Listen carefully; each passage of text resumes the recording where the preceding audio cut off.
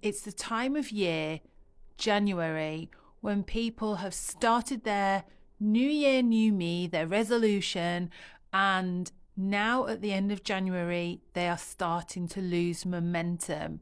I just want to show up and remind you that you have absolutely got this. I know how hard this is to keep going, and you can do this.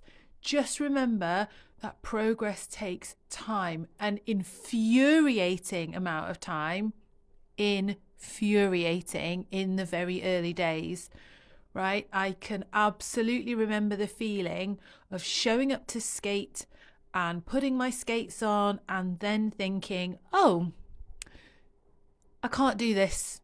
I thought I could do this and I can't do this anymore. And that's because confidence and experience are really closely linked. So during the session, you finally are able to relax because you realize you're surrounded by a load of people, none of whom really know what they're doing either. So you have inadvertently compared yourself, because that's who we are. We are humans. We are creatures of comparison, and you kind of can't help it. Some of that is a bit of a primal instinct. And I believe it stemmed from a time when there was competition in order to stay alive. But those days, thank goodness, are well past now. But even still, it's such a deep, ingrained feeling in us that we really can't help it. So you've quietly compared yourself to everybody else. You've realised no one else knows what's going on either. And in skate class, someone's fallen over, possibly you, but you've practiced falling, you've got that out of the way, you've realised how normal it is, and then you start to relax, there's a little bit more flow, you can actually bend your knees, and by the end of skate class, you are floating. You know the feeling I'm talking about. You're in your brain going, oh my gosh, this is what it's supposed to feel like. I am gliding along. I am absolutely feeling this. I'm living my best life. Here I am at skate class. And you start dreaming of whatever skate goal it is you're dreaming, whether it's under disco lights, out in the sunset, like whatever it is. It's a beautiful thing. You take your skates off. You have that like floaty feeling still where you feel like you're still wearing skates even though you're not wearing skates, and off you head into your week.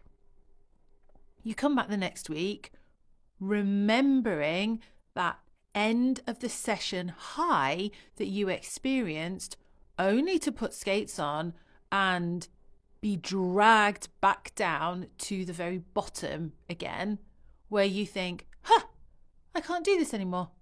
I could totally do this last week. It's now week 3. I should really have this by now. What is going on with my body? I just can't do it. And at that point, dear friend, it is often the point where people get really disheartened and give up, especially adults. We're so used to things coming to us easily, quickly. We're having to learn with our brains, not with our bodies. So if we're learning with our brain, we've been practicing that for our whole lives. We have been working on developing efficiency so that we are able to take in the information required, or we know where to look for the answer if we don't know that information. You can essentially bluff it until you actually do know. Your body does not have the same type of learning. Your body sits with somatic learning, a body type of learning, and the way it holds and stores memory is completely different. You've heard of muscle memory, right? That's the thing. Muscle memory is literally where your muscles have repeated the movement over and over and over so many times that it knows what to do. It becomes part of your subconscious brain. You don't have to think about it anymore. You can just get on and do it.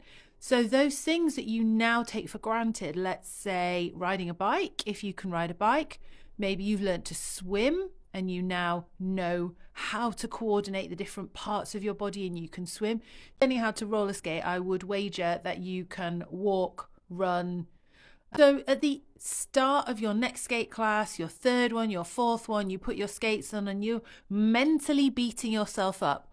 Why am I not getting this?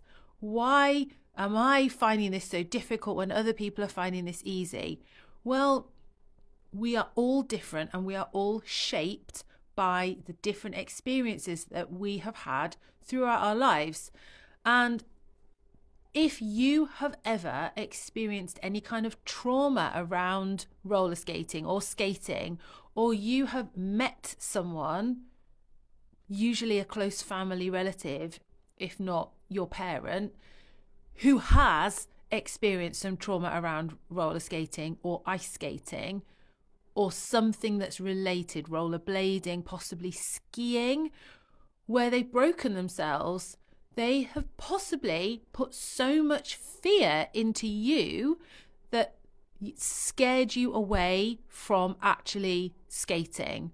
And that's not surprising. They want you to be safe, right? They don't want you to break themselves.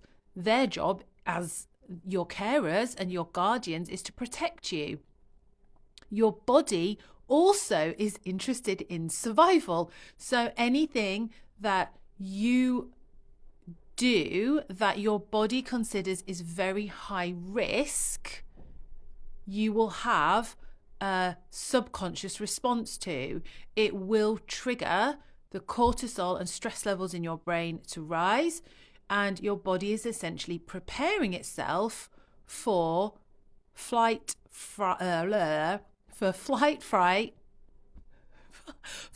or flight response. You know, it's the 5 Fs. Do we know the 5 Fs? Fight, flight, freeze, fawn, or friend. So one of those responses is what your body's preparing itself for. And often, particularly with women, we will run away rather than stay and fight. It's much less likely that women are going to stay and fight. So you are going to prepare yourself to run away from the danger.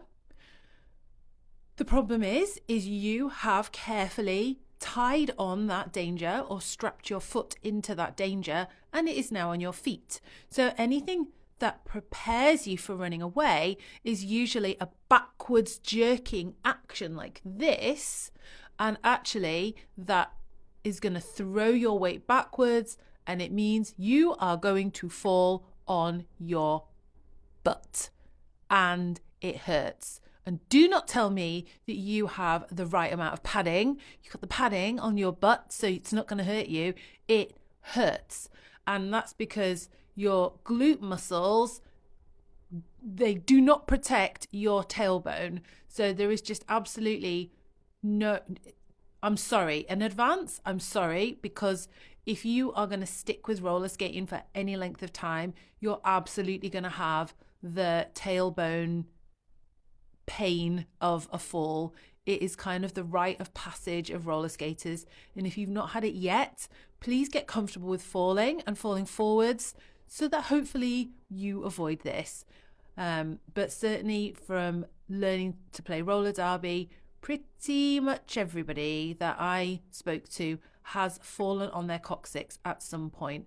And there are various degrees of how much it hurts, from not being able to laugh, smile, sit down. Thanks, Kat. Appreciate you just wafting around in my video. Yep. You've got to be aware that your body is essentially trying to protect you. When you have very little experience in roller skating, and we're talking like, if let's say you've been weekly for a session, we're not at the end of January yet, so maybe you've had 3 or 4 sessions. If I'm being generous, that's maybe like 6 to 8 hours in total. And I don't know if you've heard the phrase 10,000 hours to mastery. That's a lot more hours than your less than 10, my darlings. It's a lot more. So please don't give up just yet. We actually need something that's really challenging really mindful, pulls us out of our brain and into our body. This is what mindfulness is, and it's different for everybody. Something like roller skating, where you are so focused on your body and what you're doing, I'm going to say it's because you're focused on staying upright. Is that right? That actually you don't even think about all the other stresses in your life for those moments while you have got your roller skates on. That is actually incredibly important for the rest of your brain, because the rest of your brain needs a break. You owe it to yourself to give you a break from your own brain. Please, when you find yourself going down the road of comparison, try to pull yourself back. Just try to be aware that that's happening and remind yourself that you've got this. If you want to learn to roller skate, you will damn well learn to roller skate. And I can tell you this as someone who is living proof of someone who never thought that they would ever manage to do something like roller skating. I was not an active person. I have never done roller sports. It was something that was just not at all part of the opportunities that I had as a child or a young adult. She's back again. Min, stop it. Oh, it's the tail. Stop it. But when I realised there was somewhere nearby when I was an adult and a mum and working full time, a mum to a 6-year-old at the time, I thought that's something that has been on my bucket list for ages, and it's something that I need to allow my inner child to experience. And even though I was rubbish, and do you know why I was rubbish on my first few sessions? Because I had no previous experience, none at all. Plus, I was super terrified. I was really scared of everything, and I went around wearing this mask of bravado that wasn't actually me at all. It took me years and years and years to put that mask down and be really okay with being the actual scaredy cat that I am. Sorry, I'm really not laughing. It's just my damn cat. What is going on with her?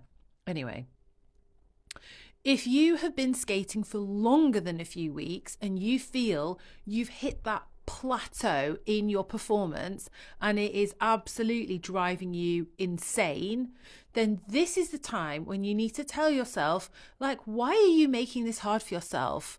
Why are you trying to suck the joy out of it for yourself? When did it become a competition to you? And if this is how you approach other parts of your life, then that's absolutely fine. It might be a survival mechanism of something that you need to do for your work. But this is a hobby. And unless you have deliberately pursued the competitive side of roller sports, then it's something that you should be able to learn and take at your own pace and just enjoy. So I know how it feels when we learn this as an adult. We want to get there as quickly as possible because we think once we are able to do this thing, this skill in roller skating, we'll be content. It doesn't happen. You need to find a way of being really, really okay and enjoy the journey and enjoy that process of feeling a bit rubbish about this, but then realizing that actually you've done something more easily than you have done previously, and that feels amazing. Sometimes it's worth doing exercises that remain the same. We call these drills, so that you can measure your progress over time, and you will see, if you use them as a measurement of your progress, this used to be really difficult for me, but now I can nail it, and I can nail it easily. So if that's something that you're interested in, check out this video, which gives you some potential drills that you can try